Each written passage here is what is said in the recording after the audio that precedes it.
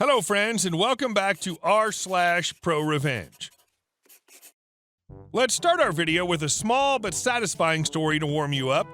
But before we begin, don't forget to subscribe to our channel if you're new here and turn on notifications so you don't miss a new video every single day. Here we go. Almost hit me in the crosswalk and want my parking spot? Allow me to take my sweet time. This happened about 2 days ago at Target. Everyone knows how crazy busy this store can get, especially during this time of year. I came in to get a pickup order and was in and out. As I was exiting, I waited about 10 seconds to walk out to the parking lot. Once I saw no cars present, I began to cross. That's when this egregious bee slams on her brakes and honks at me. I stopped and realized she was the one who ran the stop sign and almost hit me. I just sat there so the soggy bee could go and not hit me. She waves me on, dramatically like, just effing go kind of gesture, so I go. I was walking to my car where I got to park close to the door. She realizes this. I notice her hovering behind my car and had her blinker on. Keep in mind there are more spots down the row, about 5 to 6 spaces down from mine, that are available. She just decided she wanted mine. Then my petty mind took over and I got an idea. I had about 4 bags, so I put 2 of them in the trunk and put the other 2 on the pavement. The items weren't heavy, I just wanted to take my time. I started loading the content of these 2 bags one by one, painstakingly slow. By the end of the first bag, I glanced up and there were about 3 cars behind her because she, of course, had to park in the middle and wait. I load up half of the second bag and she honked at me. When I look up, she threw her hands up like, "What the F?" This is over the course of maybe 3 to 4 minutes. I held my hand up to her in a gesture of, "Okay, I get it," closed my trunk when I was done, and started my car. Just to be even more petty, I put my car in reverse and put my foot on the brake, but didn't back up. I sat like that for maybe 30 seconds until I see her rev her engine and sped off. I ended up backing out once she got far enough away, and some cute little family got my parking spot. Too bad, so sad, you crusty crouton. And our second story. Customer service should be quick and efficient. Note, this story was set in a time when unemployment laws in my area were ridiculously lax, so New Zealand in the 1990s. My family comes from a small town, the sort where people parking in the middle of the street to have a conversation with you is so natural an occurrence that the locals just drive around the parked car. Out-of-towners, bless them, think the holdup is only going to be a second or so. They could not be more mistaken. So laid back but not clinically dead.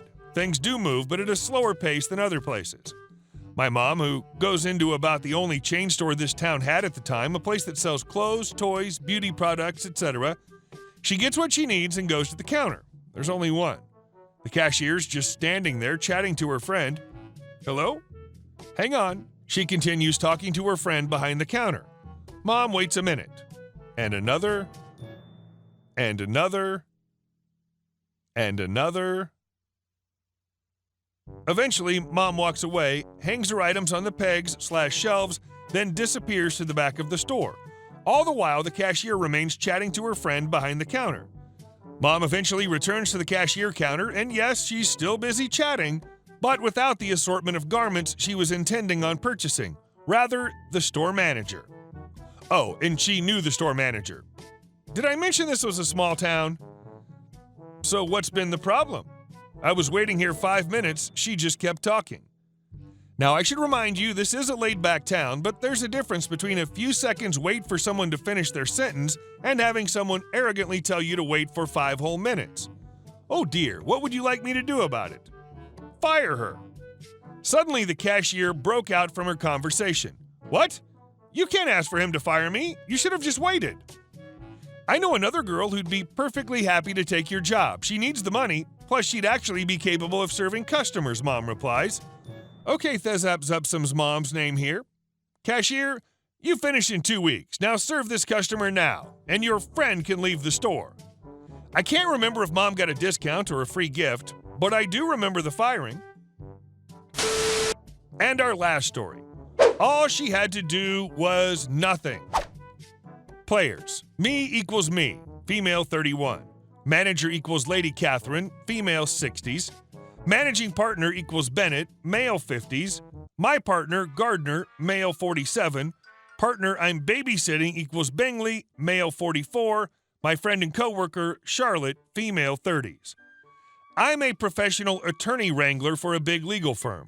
If you've watched Suits, I'm Donna if she was wound tighter than a child's music box. As a legal admin, I have to keep a tremendous amount of information straight. Every county in the United States has their own court system, their own rules, and their own idiosyncrasies. I have 5 attorneys on my team. Despite the TV shows, it's pretty unusual for a lawyer to have a special secretary all their own unless they are very important, so 5 is a solid number. Because of the nameless death that took over the world last year, a secretary that left in January 2020 has not been replaced yet, and I've been babysitting one of the partners, Bingley, in the meantime.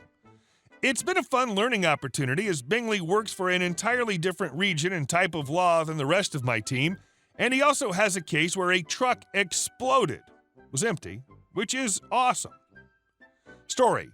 My manager, Lady Catherine, is the worst. You know the type. She plays favorites. Her best loved word is no. She must be involved in every conversation because she's just that important and necessary. We don't get along because I'm a stubborn know-it-all who's been proven right a few too many times. Highlights include forbidding me from using the same resources other admins had access to, on her orders including backup admins when my workload was too big, and then denying my overtime requests. I literally had no way to do my job some days. It's worth noting that the reason Bingley's secretary left was specifically because of Lady Catherine. In fact, 4 additional admins quit over the year explicitly because of her. Anyway, at this point, I'd been working with Bingley for almost a year. It was November 2020, and we'd settled into a pretty good routine. I'd gotten used to filing pleadings in a different state and no longer needed to double-check all my work for nuance. Because law still operates in the Stone Age, a few U.S. states still require hard copy filing. Anything we want the judge to read has to be sent by actual mail, on actual paper, to arrive in the judge's actual hands. It's a pain.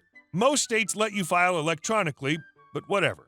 Bingley mostly only has cases in one of the hard copy states.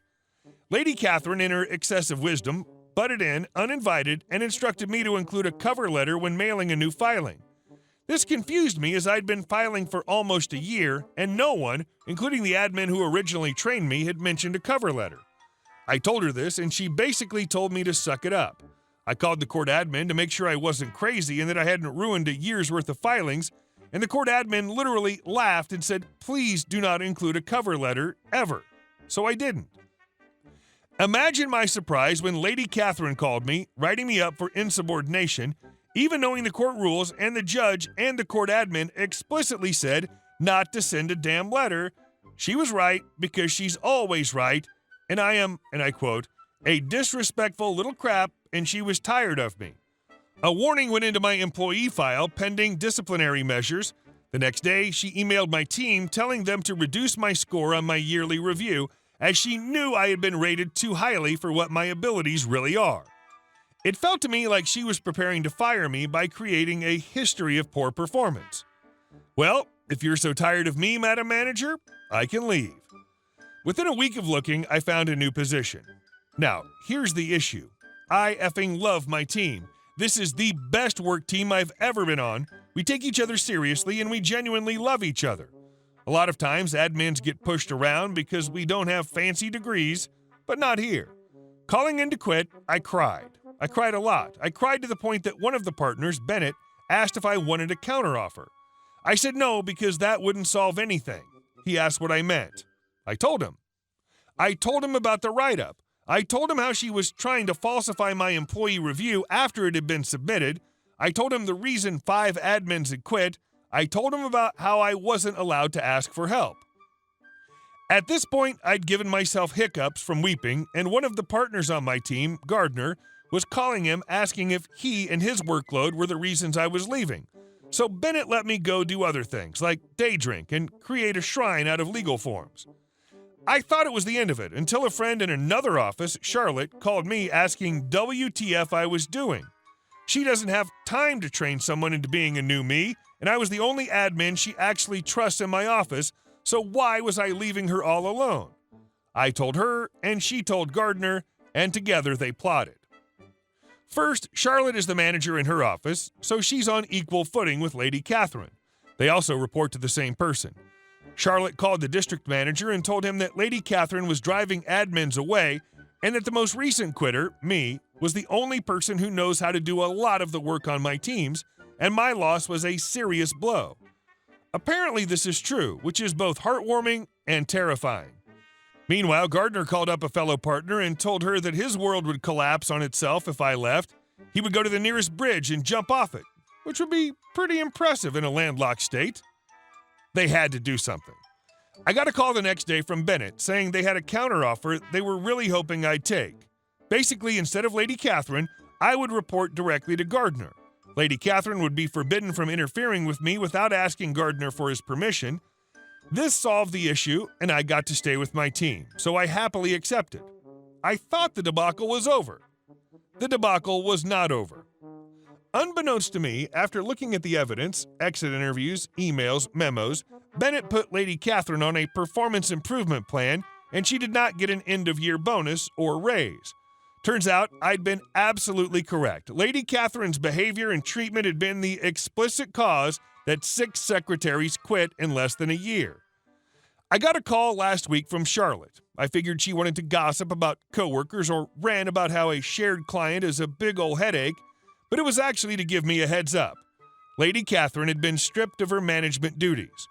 I no longer had any contact with her, which was great, but it also meant I didn't see that her behavior had actually doubled down on the admins unfortunate enough to still be under her thumb. She had missed every single one of the benchmarks on her performance improvement plan. Charlotte had called me to ask my opinion on who should be the new manager, as I know everyone, and she was helping cover some things as an outside manager. Now I know what some of you are thinking. Yes, become the manager and fire Lady Catherine. But I'm not a sadist. I want to stay on my team and do what I do best, which is being a cheerfully annoying, respectful little crap. I told her one of the more senior admins would probably need some guidance, but would be amazing at it. No one has to deal with Lady Catherine anymore. She's now a mere paralegal and not anyone's manager at all. If she had just left me alone and not interfered where it wasn't needed, none of this would have happened. All she had to do was nothing. Hey guys, thank you all for watching the video. I'll see you in the next one.